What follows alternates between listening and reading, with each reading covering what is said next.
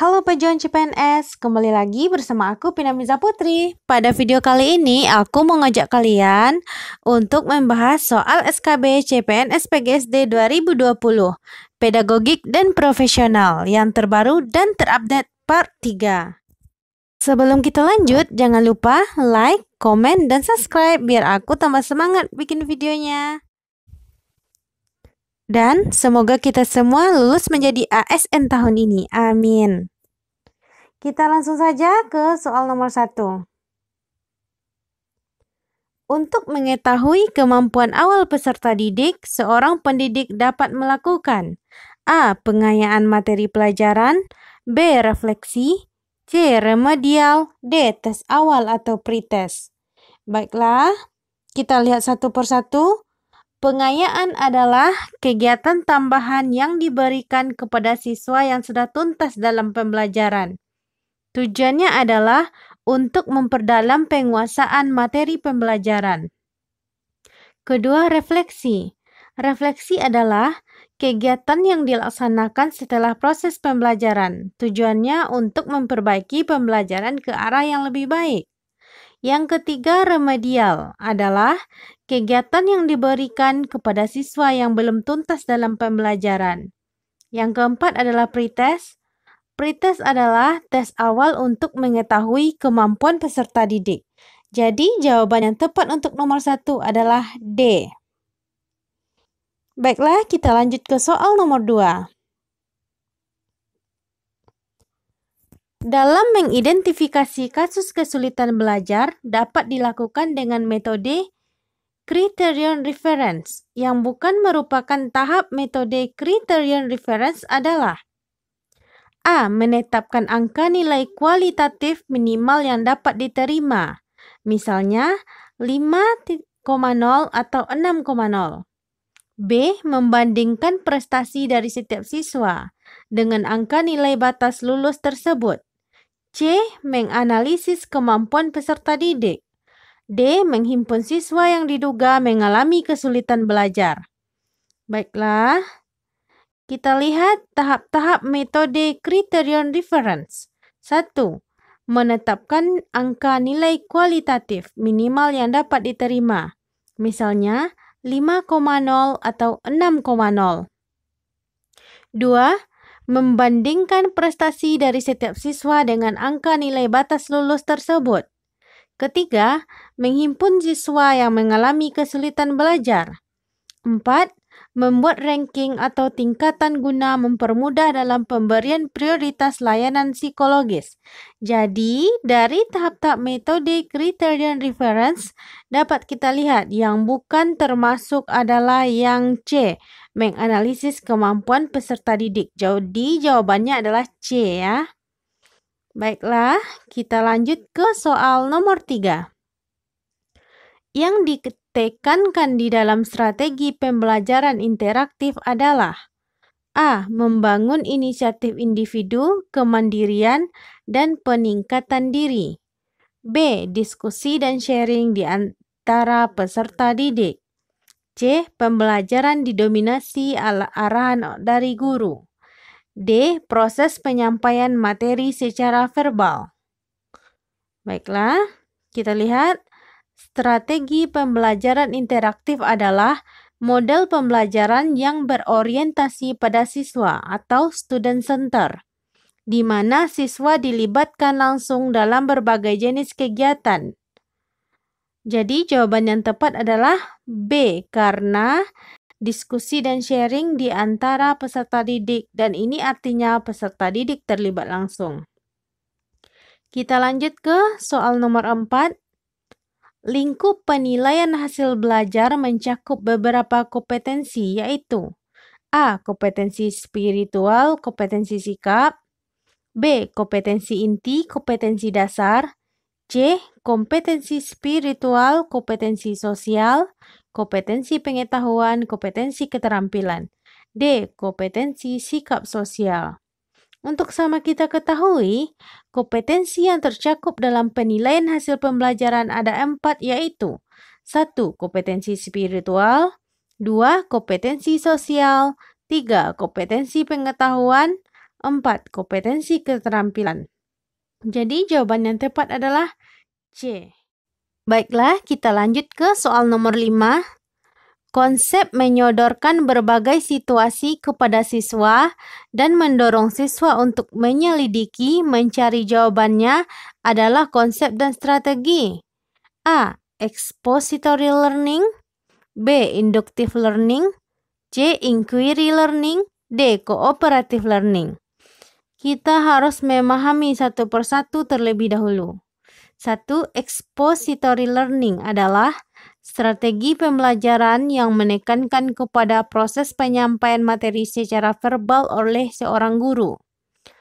2. Inductive learning adalah sebuah pembelajaran yang bersifat langsung, tetapi sangat efektif untuk mengembangkan keterampilan berpikir kritis oleh peserta didik. 3. Inquiry learning adalah menekankan pada student center. Jadi, peserta didik dihadapkan pada sebuah situasi dan mereka memecahkan situasi tersebut. Peserta didik yang aktif dalam pembelajaran.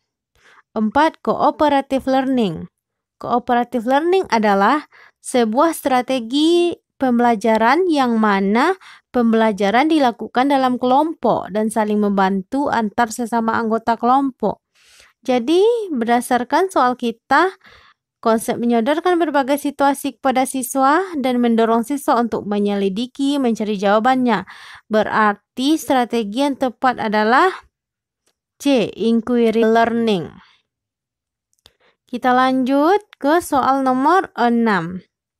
Dalam kaitannya dengan upaya untuk memotivasi belajar siswa dan agar proses pembelajaran berlangsung efektif, maka guru perlu mengacu pada A. Metode pembelajaran, B. Pendekatan pembelajaran, C. Strategi pembelajaran, D. Gaya pembelajaran. Untuk memotivasi belajar siswa dan pembelajaran berlangsung efektif, maka perlu mengacu pada strategi pembelajaran. Kita lanjut ke soal nomor 7. Penggunaan huruf kapital di bawah ini yang benar adalah A. Kapan Bapak berangkat? Tanya Dirman. B. Presiden Jokowi berkunjung ke Blora. C. Dari Ave Maria ke jalan lain ke Roma. D. Teluk Bone sungguh indah dan mengagumkan. Jadi untuk penggunaan huruf kapital ini kita harus perhatikan satu persatu.